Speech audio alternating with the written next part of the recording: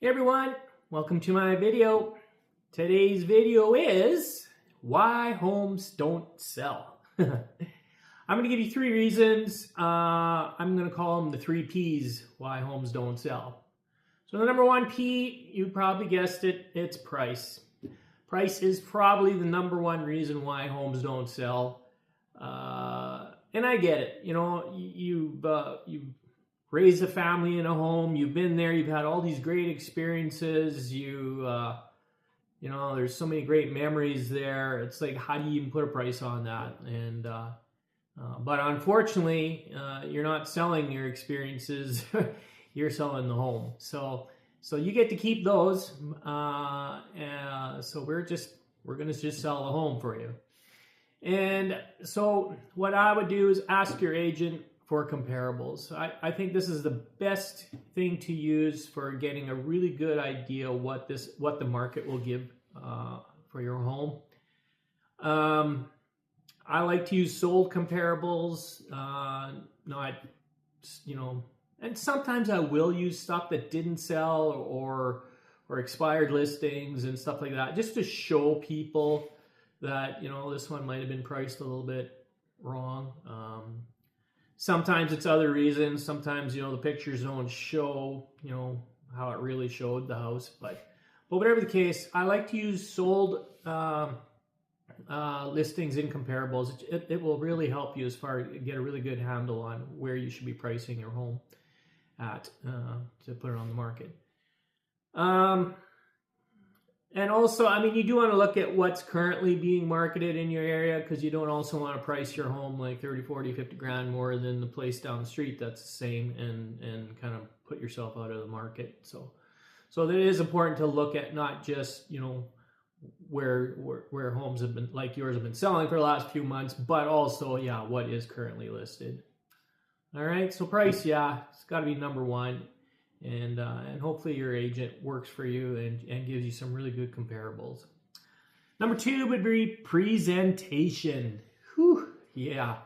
You know what? It's, again, you got to present properly. I was in retail sales for 11 years, and there was so much about presentation. I mean, we spent gobs of money on your showroom, and you'd have these, you know, all these expensive toys in the showroom there, and you'd show them off just right with all the cool stuff on it and everything. So presentation is huge, and your home's the same. Like, when you want to highlight what really pops in your home. So if you got a really nice kitchen or a big kitchen, you want to present that. You want to show it.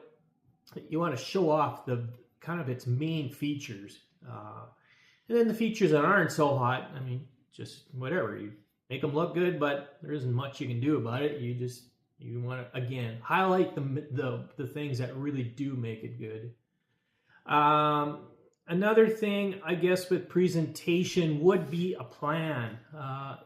Your agent needs to have a bit of a plan. Like, how are we going to market this? I mean, nowadays, we have so many ways to market places. I mean, we have, you know, with the social media and all that, there's so many ways to get the word out that, hey, we have a new listing here available in this community. So and then there's you know, staging is another thing that would be a great thing to use for presentation. You know what, stagers will give you the numbers, but it's proven that anything that's staged will get you more money, and it more than pays for the staging. So that is something to look at.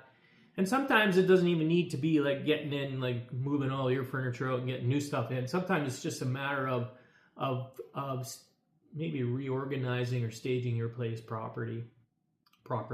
And then there's all, you know, the keeping it clean and getting rid of the clutter and those things that kind of catch your eye that are kind of wrong. Fix those things up. Like, these are all important things when it comes to presentation. You know, scent or smell is a big thing. So pets. I mean, everybody loves pets, but, you know, some people, it's kind of like, I remember when we had our first child, I thought, oh, this is the most beautiful child in the world, and yet before that, I thought babies were kind of gross and stinky and loud and all that stuff. So that's kind of how it is with pets too. So you want to be a little careful with pets. Just make sure you, again, keep it clean, and often it works out really well if they aren't around for the presentations.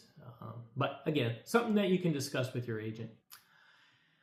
And then the last P will be person, or your agent themselves. So, I mean, with that, I mean, personality is a big thing.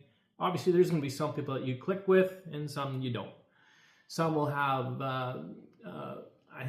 ideas that really click with you, and I don't know. I always think if you can kind of sync or mesh together with your agent, that's just going to help. If you can get on board with what their plan is. Another thing about agent, I call it perspiration. It's just kind of how hard are they willing to work. I know when agents are new, they often feel like, well, how am I going to compete with all these people that have been in the, been selling stuff for years and years and years? And I think the equalizer is exactly perspiration. Just how hard are you willing to work? What are you willing to do? Like, are you willing to go and do those showings over and over? Are you willing to put in the work and get the place looking proper? Because a lot of it you got to do, like the agent has to do. So I think that's another huge factor when you are, when you're choosing an agent. You want to know if they're actually going to do something, and hopefully they do. Back up what they say they're going to do by actually doing it. So those are my 3 P's of why homes don't sell. Obviously, there's a lot of other reasons and factors, but that's it for today. And let me know if you have any questions. Love to hear back from you. Hope you all have a great day. See you in the next video.